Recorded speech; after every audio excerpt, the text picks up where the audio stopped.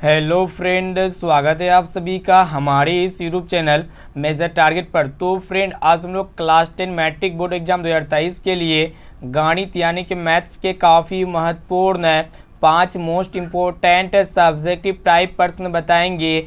ये जो 5 most important subjective type प्रश्न हैं आपके फाइनल मैट्रिक एग्जाम में 100% पूछे जा सकते हैं। अगर आप भी इस बार मैट्रिक के बोर्ड एग्जाम देने वाले हैं, अगर आप गणित में कमज़ोर हैं ना, तो इस वीडियो को शुरू से लेकर आखिरी तक ज़रूर देखिएगा, ठीक है। क्योंकि यहाँ पे जो भी क्वेश्चंस को सेलेक्टेड किए ना, ये सभी प्रश्न बोर्ड एग्जाम में 100% 100% लड़ेगा। तो फ्रेंड, फटाफट से वीडियो को लाइक कर दीजिएगा और दोस्तों चैनल पर नए हैं ना, तो प्लीज़ दोस्तों चैनल को सब्सक्राइब करके बेल आइकन को प्रेस करके जो है ना ऑल पर जरूर सेलेक्ट कर लीजिएगा। अगर आप ये सभी प्रश्न को अच्छी तरह से समझ लेते हैं, पढ़ लेते हैं ना, तो मेरा गारंटी है कि गणित में आप काफ़ी अच्छे स्कोर लाएंगे, काफ़ी अच्छे मार्क्स आएगा। और एक भी क्वेश्चंस को स्किप नहीं करना है। ये वीडियो आपके लिए काफ़ी रामबाण साबित हो सकता है। तो फटाफट से वीडियो को लाइक कर दीजिएगा। जो भी विद्यार्थी हमारे व्हाट्सएप ग्रुप में अब तक नहीं जुड़े हैं, तो मेरा व्हाट्सएप नंबर को सेव कर लीजिए। मेरा व्हाट्सएप नंबर है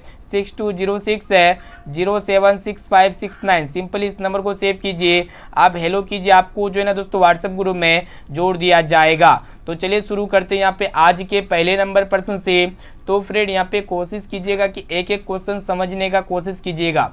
तो फ्रेंड, प्रश्न नंबर 1 ये कह रहा है कि द्विघात बहुपद x6x² - 4x + 3 का मूलों का योग तथा मूलों का गुणनफल ज्ञात करें। काफ़ी सिंपल प्रश्न है और इस तरह के प्रश्न आपके बोर्ड एग्जाम में हर बार प्रत्येक वर्ष आते हैं। तो आप इसको कैसे हल कीजिएगा चुटकियों में, तो सबसे पहले आपको जो है ना दोस्तों यहाँ पे कॉपी में हल लिख देना पड़ेगा, जिस तरह हम लोग लिखे।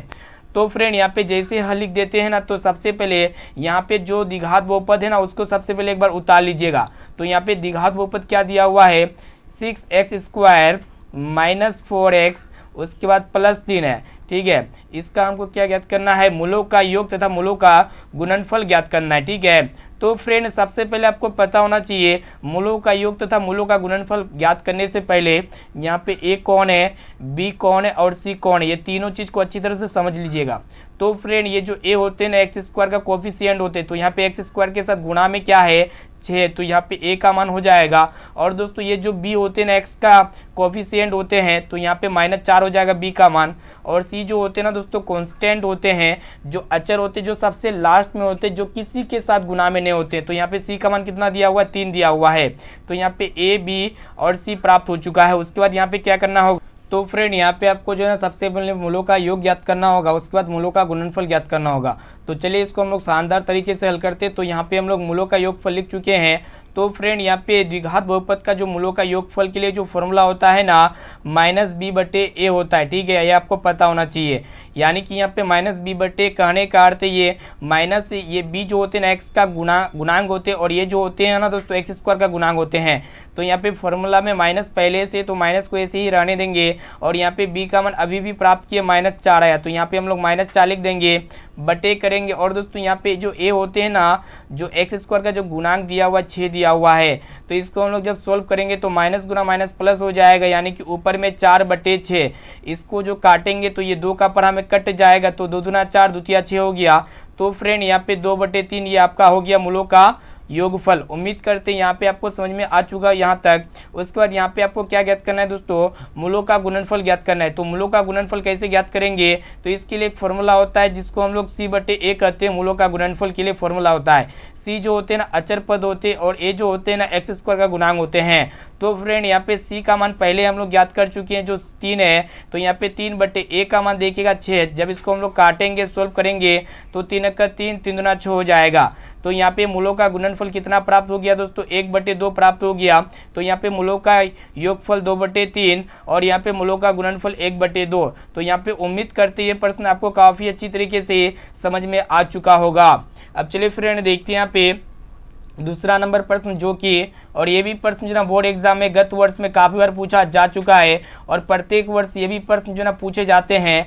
तो फ्रेंड प्रश्न ये कह रहा है कि उस गोले का वक्र पृष्ठीय क्षेत्रफल ज्ञात करें जिसका व्यास 14 सेंटीमीटर है। काफ़ी सिंपल प्रश्न है। तो फ्रेंड यहाँ पे सबसे पहले एक यहाँ पे गोला टाइप का बना लेते हैं। आपको पता होना चाहिए दोस्तों, ये आपका क्या होते हैं, व्यास होते हैं। और ये व्यास जो होते हैं ना दोस्तों, ये त्रिज्या का 2 गुना होते हैं। और त्रिज्या यहाँ से यहाँ तक की दूरी क्या होता है दोस्तों, त्रिज्या होती है। आपको पता होना चाहिए। तो यहाँ पे सबसे पहले आपको हल लिखना पड़ेगा दोस्तों। जैसे यहाँ पे हल लिखते हैं ना, तो उसके बाद यहाँ पे जो डाटा दिया उसको लिखना पड़ेगा। तो यहाँ पे क्या दिया हुआ है, व्यास दिया हुआ है। तो यहाँ पे व्यास बराबर कितना है दोस्तों, व्यास का मान यहाँ पे 14 सेंटीमीटर दिया हुआ है। तो सिंपली यहाँ पे 14 सेंटीमीटर लिख देंगे। तो सबसे पहले यहाँ पे त्रिज्या ज्ञात करना होगा दोस्तों। त्रिज्या जो होते हैं ना, व्यास का आधा होते हैं। यानी कि यहाँ पे त्रिज्या कैसे ज्ञात करेंगे, सिंपली व्यास को जो है ना 2 से भाग कर देंगे, यानी कि व्यास बटे 2 हो जाएगा। ठीक है। तो फ्रेंड यहाँ पे व्यास का मान कितना दिया हुआ है, 14 दिया हुआ है। तो 14 बटे 2 हो जाएगा। जब इसको हम लोग काटेंगे तो 2 सादे 14 हो जाएगा। यानी कि यहाँ पे व्यास का मान कितना प्राप्त हो गया दोस्तों, 7 सेंटीमीटर प्राप्त हो गया। यानी कि यहाँ से यहाँ तक की दूरी कितना है, 7 सेंटीमीटर प्राप्त हो गया। ठीक है। उसके बाद यहाँ पे आपको क्या ज्ञात करना होगा, गोले का वक्र पृष्ठीय क्षेत्रफल ज्ञात करना होगा। तो सबसे पहले इसके नीचे आपको लिख देना पड़ेगा गोले का वक्र पृष्ठीय क्षेत्रफल। तो फ्रेंड जैसे यहाँ पे हम लिखते हैं ना, उसी प्रकार आपको लिखना पड़ेगा गोले का वक्र पृष्ठीय क्षेत्रफल। इसी प्रकार आपको लिखना पड़ेगा। आपको फॉर्मूला याद होना चाहिए दोस्तों, गोले का वक्र पृष्ठीय क्षेत्रफल की फॉर्मूला क्या होता है, 4πr² होता है। ये सभी को पता होना चाहिए। तो यहाँ पे सिंपली हम लोग बराबर के बाद यहाँ पे 4πr² लिख देंगे। तो फ्रेंड यहाँ पे देखिएगा 4πr² होता है। तो सिंपली यहाँ पे 4 गुना पाई का वैल्यू कितना होता है दोस्तों, सबको पता होना चाहिए, 22/7 होता है। तो यहाँ पे हम लोग 22/7 लिख देंगे। और यहाँ पे r यानी कि त्रिज्या अभी हम लोग ज्ञात किए, जो कि 7 सेंटीमीटर है। और यहाँ पे देखिएगा दोस्तों, ये स्क्वायर में, तो इसको हम लोग क्या करेंगे, ये सेंटीमीटर में है, यानी कि 7 सेंटीमीटर ये आपका त्रिज्या है। तो यहाँ पे r का स्क्वायर करेंगे तो 7 सेंटीमीटर को 2 बार गुना कर देंगे। तो फ्रेंड यहाँ पे क्या होगा कि 7 से 7 कैंसिल हो जाएगा। तो ऊपर में जो संख्या बचा ना, उसको हम लोग सिंपली गुना कर देंगे। तो फ्रेंड 22 को जब 4 से गुना करेंगे तो 88 प्राप्त होगा। तो 88 को फिर यहाँ पे 7 से गुना करेंगे। और यहाँ पे सेंटीमीटर को सेंटीमीटर से गुना करेंगे तो आपका सेंटीमीटर स्क्वायर प्राप्त होगा।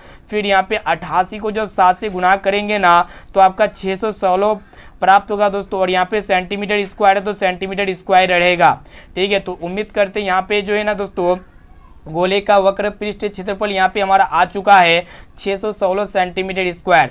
तो उम्मीद करते हैं ये प्रश्न आपको काफ़ी अच्छी तरीके से समझ में आ चुका होगा। अब चलिए फ्रेंड देखते हैं यहाँ पे अगला प्रश्न की तरफ बढ़ चलते हैं। और ये भी प्रश्न जो ना गत वर्ष में लगभग में हर बार पूछे जाते हैं। और ये इस बार भी जो ना बोर्ड एग्जाम में 100% ये प्रश्न देखने को मिलेगा। तो फ्रेंड प्रश्न ये कराए कि AP 10,7,4 ...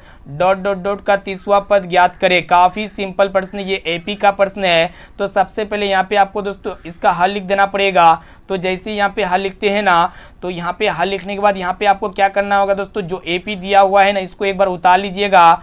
तो यहाँ पे AP क्या क्या दिया हुआ है, 10,7,4 ... ये आपका AP दिया हुआ है। यहाँ पे 30वां पद को ज्ञात करने से पहले आपको सबसे पहले जानना पड़ेगा कि यहाँ पे प्रथम पद यानी कि A कौन है। उसके बाद यहाँ पे आपको जानना पड़ेगा कि D यानी कि सार्वंतर कौन है। तो फ्रेंड जो प्रथम पद होते हैं ना, AP का जो फर्स्ट टर्म होता है वही आपका प्रथम पद होते हैं। तो यहाँ पे A का मान कितना हो जाएगा दोस्तों, 10 हो जाएगा। और D हम लोग कैसे ज्ञात करते हैं, तो सिंपल यहाँ पे दूसरा पद में पहला पद को घटा देंगे, यानी कि यहाँ पे A2 - A1 कर देंगे। तो फ्रेंड यहाँ पे A2 और A1 कौन होगा, बहुत सारे विद्यार्थी कंफ्यूज में पड़ जाएंगे। तो सिंपल यहाँ पे जो पहला पद होता है ना वो A1 होते हैं। और ये जो दूसरा पद होते हैं ना A2 होते हैं। इसी प्रकार यहाँ पे A3 A4 और यहाँ पे डॉट डॉट डॉट करते हुए कहाँ तक जाएंगे, AN तक जाएंगे। तो सिंपली यहाँ पे A2 और A1 का जरूरत है हमें। तो यहाँ पे दूसरा पद कौन है दोस्तों, 7 है। तो 7 में हम लोग क्या माइनस करेंगे, A1 माइनस करेंगे, यानी कि A1 का मान 10 दिया हुआ है। तो फ्रेंड यहाँ पे 7 में 10 घटेगा तो कितना होगा, 3 प्राप्त होगा। और यहाँ पे बड़ी संख्या कौन है, 10, और इसके आगे क्या है, माइनस लगा हुआ। तो यहाँ पे चिन्ह जो है ना दोस्तों, माइनस का चिन्ह दे देंगे। तो यहाँ पे A और D का मान प्राप्त हो चुका है। उसके बाद यहाँ पे आपको क्या ज्ञात करना होगा, 30वां पद ज्ञात करना होगा। तो फ्रेंड बहुत ही ईजी है, इस तरह के प्रश्न पूछेगा तो आपको इस प्रकार लिखना पड़ेगा। 30वां पद को ज्ञात करने के लिए सिंपली यहाँ पे डी में एक कम लेना है, यानी कि a प्लस 29d कर देना है। ठीक है, अगर आपसे पूछा जाए 5वां पद, तो 5वां पद कैसे ज्ञात कीजिएगा, तो a प्लस 4d कर दीजिएगा। अगर आपसे पूछा जाए 10वां पद, तो 10वां पद ज्ञात करने के लिए सिंपली यहाँ पे डी में एक कम लीजिए, यानी कि a प्लस 9 कर, यहाँ पे a प्लस 9d कर देना होगा। ठीक है, तो यहाँ पे पूछा गया है 30वां पद ज्ञात करने के लिए, तो 30वां पद ज्ञात करने के लिए फॉर्मूला यहाँ पे उतार चुके हैं। क्या होता है, a प्लस 29d होता है। तो फ्रेंड a यानी कि प्रथम पद जो कि यहाँ पे हम लोग सबसे पहले ज्ञात किए थे, यानी कि 10 प्लस फिर यहाँ पे 29 को d से गुणा कर देंगे। d यानी कि सार्वंतर का मान कितना दिया हुआ है, -3 दिया हुआ है। उसके बाद इसको हम लोग सोल्व करते हैं 10 प्लस, तो फ्रेंड यहाँ पे 29 को जब -3 से गुणा करेंगे ना, तो आपका कितना प्राप्त होगा, -87 यानी कि 87 प्राप्त होगा। उसके बाद यहाँ पे ध्यान से देखिएगा दोस्तों, 10 प्लस माइनस क्या होता है, यानी कि प्लस गुना माइनस माइनस होता है, और यहाँ पे 87 है तो 87 को रहने देंगे। तो सिंपली यहाँ पे जब 87 में 10 को घटाएंगे तो आपका मतलब 77 प्राप्त होगा, यानी कि 76। और दोस्तों बड़ा कौन है, तो 87 इसके आगे माइनस है तो माइनस हो जाएगा, यानी कि यहाँ पे 30वां पद प्राप्त हो चुका है -77। ये आपका आंसर हो गया। तो उम्मीद करते ये भी प्रश्न जो ना आपको काफी अच्छी तरीके से समझ में आ चुका होगा। अब चलिए फ्रेंड देखते हैं यहाँ पे चौथा नंबर प्रश्न, और ये भी प्रश्न जो ना गत वर्ष में काफी बार पूछा जा चुका है, यानी कि प्रत्येक वर्ष पूछे जाते हैं ये प्रश्न, यानी कि ये रिपीटेड प्रश्न है। और 100% जो है दोस्तों 2023 के फाइनल मैट्रिक एग्जाम में ये प्रश्न आपको देखने को मिलेगा। तो फ्रेंड प्रश्न ये कराए कि दो संख्या 50 और 75 का लस 150 है, तो यहाँ पे आपसे पूछ रहा है कि मस ज्ञात करें। काफ़ी सिंपल है। तो फ्रेंड इस तरह का प्रश्न को आप कैसे सोल्व कीजिएगा, तो सबसे पहले यहाँ पे आपको हल लिखना पड़ेगा। ठीक है, तो फ्रेंड यहाँ पे हल लिखने के बाद आपको एक फॉर्मूला याद होना चाहिए। हम लोग जानते हैं कि दो संख्याओं का गुणनफल ये जो होते हैं ना, एलसीएम गुना एचसीएफ के गुणनफल के बराबर होते हैं। ठीक है, ये आपको पता होना चाहिए दोस्तों। यहाँ पे हम लोग फॉर्मूला को लिख चुके हैं। तो यहाँ पे दो संख्या, मान लिए कोई ए संख्या है कोई बी संख्या है, दोनों को गुणा करेंगे। तो यहाँ पे जो ए संख्या है ना दोस्तों 50 है, और बी संख्या कितना है 75 है। तो यहाँ पे हम लोग क्या करेंगे, सिंपली यहाँ पे डाटा को रखेंगे, उसके बाद यहाँ पे आपका आंसर आ जाएगा। तो फ्रेंड यहाँ पे 50 यानी कि ए की जगह हम लोग सिंपल यहाँ पे 50 लिख देंगे, फिर गुना देंगे। बी का मान देखिएगा 75 यानी कि 75 है। तो फ्रेंड यहाँ पे दोनों संख्याओं का गुणनफल यहाँ पे 50 गुना 75 कर दिया, और यहाँ पे दोनों संख्याओं का लस कितना दिया हुआ दोस्तों 150 दिया हुआ है। तो यहाँ पे 150 लिख देंगे गुना। तो यहाँ पे आपसे पूछ रहा है मस यानी कि एचसीएफ पूछ रहा है। ठीक है, तो यहाँ पे सिंपली यहाँ पे हम लोग जो ना दोस्तों एचसीएफ लिख देते हैं। तो फ्रेंड आपको पता होना चाहिए 150 गुना में है, तो ये राइट साइड में जाएगा, तो आपका क्या होगा, बट्टे के फॉर्म में चले जाएगा, यानी कि 50 गुना 75 बटे आपका कितना हो जाएगा दोस्तों 150 हो जाएगा। तो यहाँ पे आपका एचसीएफ यानी कि मास प्राप्त हो जाएगा। ठीक है, इसको हम लोग जब काटेंगे तो 75 का 75, 75 दुना 150 हो जाएगा। फिर हम लोग इसको काटेंगे 2 से, तो 25 दुना 50 हो जाएगा। तो यहाँ पे एचसीएफ का मान प्राप्त हो चुका है दोस्तों, यानी कि मास का मान कितना हो गया है 25 प्राप्त हो चुका है। तो आप इस तरह बनाइए, आपके फाइनल मैट्रिक बोर्ड एग्जाम में जो है ना दोस्तों फुल मार्क्स मिलेगा, आपसे एक भी नंबर नहीं काट सकता, मेरा गारंटी है। अब चलिए फ्रेंड देखते हैं यहाँ पे आज का लास्ट और अंतिम प्रश्न, जो कि काफ़ी महत्वपूर्ण है, और ये त्रिकोणमिति का प्रश्न है। और 100% ये भी प्रश्न जो है ना गत वर्ष में काफ़ी बार पूछा जा चुका है, इसीलिए ये 2023 के लिए जो है ना रामबाण साबित हो सकता है प्रश्न। तो फ्रेंड प्रश्न ये कराए कि 4 sin square 60 degree plus 10 square 30 degree plus 8 sin 45 degree into cos 45 degree का मान ज्ञात करें। काफ़ी सिंपल प्रश्न है। तो फ्रेंड सिंपली इसको हम लोग क्या करेंगे, हल करेंगे। तो ध्यान पूर्वक देखिएगा दोस्तों, यहाँ पे जो दिया हुआ है त्रिकोणमिति ना, जिसका वैल्यू पूछ रहा है, इसको सबसे पहले एक बार आपको उतार लेना है। तो फ्रेंड यहाँ पे जैसे ही इसको उतार लेते हैं ना, तो सिंपली यहाँ पे वैल्यू रखेंगे, उसके बाद यहाँ पे कैलकुलेट करेंगे, तो यहाँ पे आपका आंसर जो है ना सामने में आ जाएगा। तो सिंपली इसको जैसे लिखे ना, तो सबसे पहले यहाँ पे 4 गुना में, तो 4 को गुना कर देंगे, 4 गुना। तो फ्रेंड यहाँ पे साइन स्क्वायर 60 डिग्री है, तो साइन स्क्वायर 60 डिग्री के कहने का अर्थ है कि साइन 60 डिग्री का वैल्यू कितना होता है, तो सबको पता होना चाहिए √3/2 होता है। तो सिंपली यहाँ पे √3/2, और यहाँ पे स्क्वायर है तो इसका होल स्क्वायर कर देंगे। फिर फ्रेंड यहाँ पे प्लस है तो प्लस लिख देंगे। तो यहाँ पे क्या है कि 10 स्क्वायर 30 डिग्री है, तो यहाँ पे आपको पता होना चाहिए कि 10 30 डिग्री का वैल्यू कितना होता है दोस्तों तो यहाँ पे सबको पता होना चाहिए कि 1/√3 होता है, तो यहाँ पे हम लोग 1/√3 लिख देंगे। उसके बाद यहाँ पे होल स्क्वायर है तो इस सिंपली यहाँ पे होल स्क्वायर लिख देंगे। फिर यहाँ पे क्या करेंगे दोस्तों, प्लस का साइन देंगे। फिर यहाँ पे देखिएगा क्या है कि 8 गुना साइन 45 डिग्री का वैल्यू कितना होता है दोस्तों, 1/√2 होता है, तो सिंपली यहाँ पे 1/√2 लिख देंगे।